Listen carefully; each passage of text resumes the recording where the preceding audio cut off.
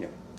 Okay, after, as a navigator, we had transitional training over between Florida and Puerto Rico.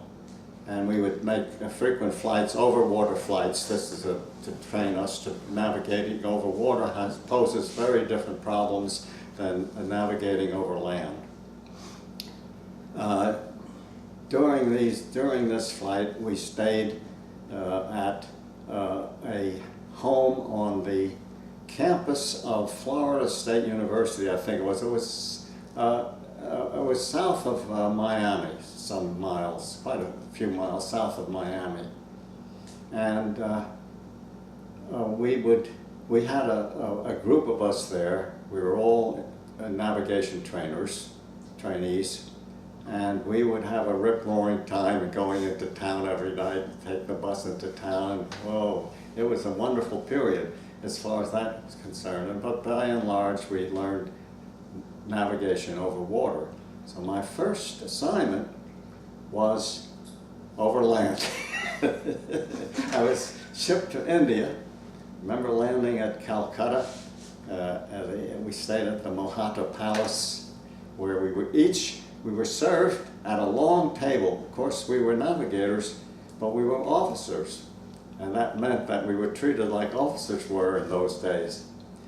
And so we each had a turbaned, resplendently dressed waiter behind our chair to answer the slightest whim at the Mohata Palace. The next, after landing at different places, going eastward across India, we landed at our base at Jorhat, India, which is in Upper Assam province, right next to Burma. And we were ready to go to fly the Hump. The base was located in a flat plain full of rice paddies, partially flooded rice paddies, and we did nothing there except eat and sleep. We had no training. In fact, there was so little to do that I remember that the CO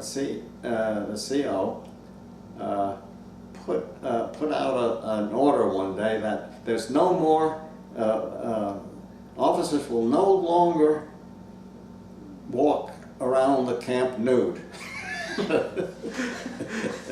I remember that camp was so rustic that there was an elephant that came in. These people were just driving their elephant somewhere. They were riding on it, and they were just going somewhere. It went right through the camp.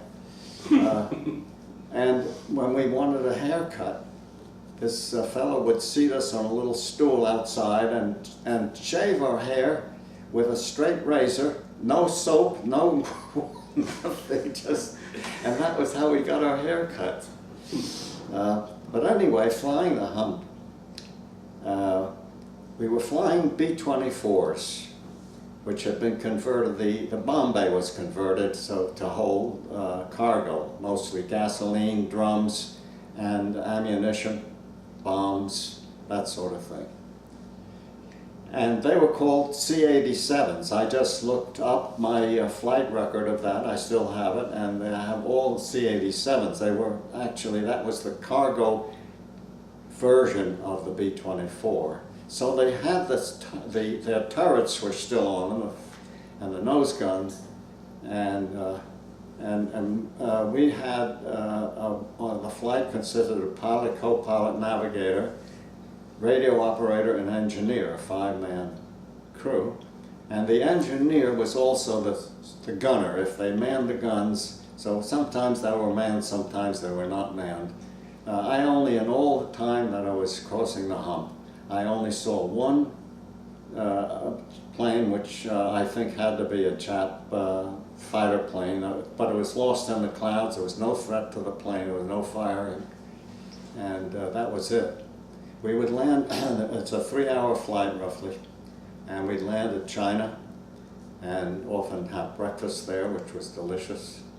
And they would unload the cargo, and then we'd go back. That was it. There was always we didn't sleep in China unless there was something wrong.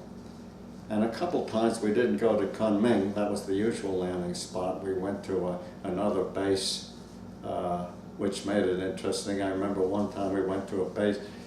All American planes on the ground were shot up, burned or damaged terribly, had been attacked. But we never ourselves went and saw any action in which we were under enemy fire. The only one time there was an alert at our base at Jorhat, in which everybody, there was a red alert, and I remember jumping into a slit trench, and there was water in it. But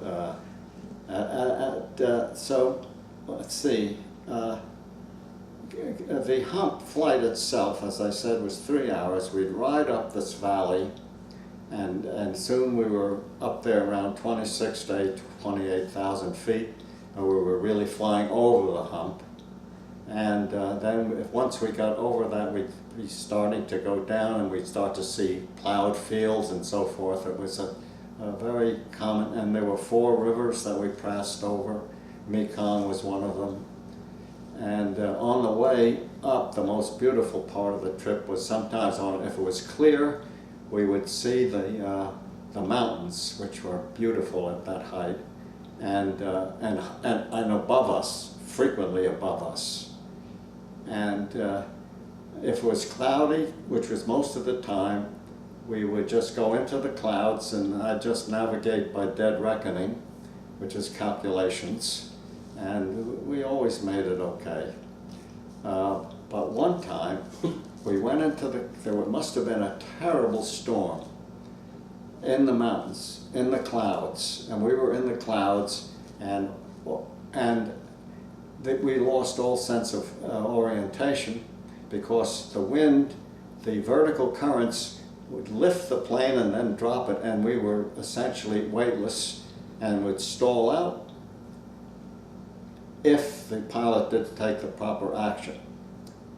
And I remember on one of these, the beginning of this incident I'm going to recall, is that my .45 pistol, which I would take off when I got in the plane to get my navigation equipment set out, and this was floating. It just floated in front of my face and over my head. I mean, we were weightless because the plane had been suddenly dropped, and we dropped. During the drop, apparently we went into a spin, and what I remember were 2 things. The pilot and the co-pilot were fighting with their life to control the plane. They were pulling back, and I don't know. Then I looked to see what the radio operator and engineer were doing, and they had gone into the bomb bay, and they had the hatch open, and they were about to jump, because we wore parachutes, and they were about to jump, and we were over the mountains, of course.